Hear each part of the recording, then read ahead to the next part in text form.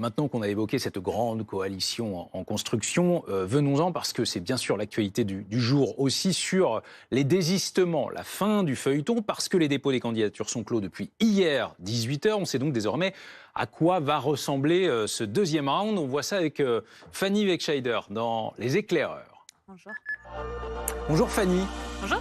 Question simple, qui se maintient, qui se retire? On fait le point avec notamment ces derniers chiffres. Donc après les clôtures des dépôts de candidature hier à 18h, Le Monde qui nous montre que désormais, ce sont 220 candidats qui ont décidé de se retirer de la course au second tour, dont une grande majorité de candidats de la gauche. Le nouveau Front populaire et allié, 131 ont décidé de se retirer.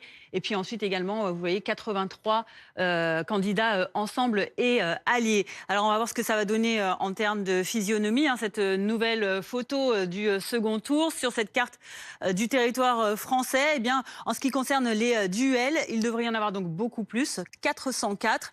Les triangulaires, elles, vont donc baisser en nombre. On en aura 85 et on se retrouvera également avec une quadrangulaire. Voilà comment ça va se répartir sur cette carte de France. Faisons un petit zoom sur le Maine-et-Loire. Racontez-nous ce coup de bluff dans ce département entre désistement puis plus désistement. Alors hier, à peu près à la même heure, j'étais sur ce plateau en train de vous annoncer notamment ce désistement de Gilles Bourdoulex, qui est donc maire de Cholet, candidat Les Républicains, ciotiste, soutenu par le Rassemblement national dans la 5e circonscription du Maine-et-Loire, qui avait déclaré à la presse locale, à Ouest-France, être écœuré par une campagne électorale nauséabonde qui insultait la démocratie et nos concitoyens. Il avait donc décidé de se retirer.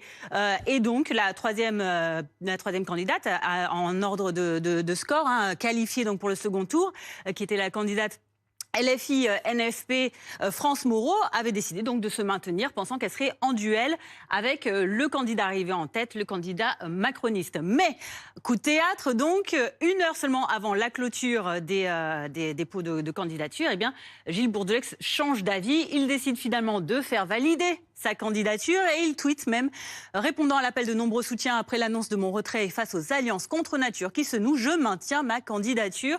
Coup de théâtre donc, et trop tard pour France Moreau pour se retirer. Elle est donc bloquée.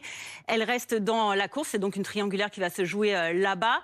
Mais elle décide de riposter et de trouver donc une manœuvre pour se retirer. J'ai décidé de ne pas maintenir ma candidature en faisant retirer mes bulletins et mes professions de foi sur la 5e circonscription du Maine-et-Loire.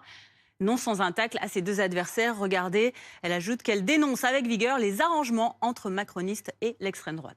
Merci Fanny. Mathieu Vallet, 220 désistements face au Rassemblement national. Le plafond de verre existe donc toujours ?